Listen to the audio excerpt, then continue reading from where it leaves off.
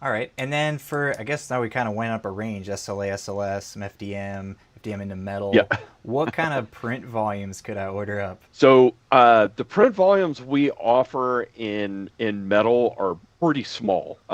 So about five. Our area is about a 5.5 inch diameter by 12 inches long. Okay. So kind of long and slender. What we've realized is that our we do sell the larger furnace, but we keep the smaller furnace here for services because the reality is we're not running a whole bunch of parts. Typically, it's a one-off. So what that does is that controls the cost of the consumable gas to the customer. So it allows us to offer to this is an oxymoron, but a more affordable metal part Yeah. than with the bigger furnace. There's still metal parts are still extremely expensive, and that's kind of that's the misunderstanding in the 3D printing world Yeah, it still makes sense. I mean, today. you mentioned purge gas in there or something. What, you have argon or something like that in the. Yeah. Yeah, Yeah, so okay.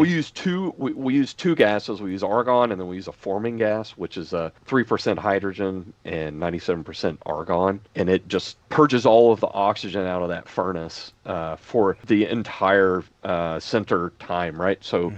anywhere from 25 to 30 hour Oh, center wow. cycles is how long. Yeah, Okay. they're long. Yeah, that's a while in there. I guess it's got to be if it's like melting metal basically or forming metal. I'm sure it has some Yeah. interesting grain structure. Yeah.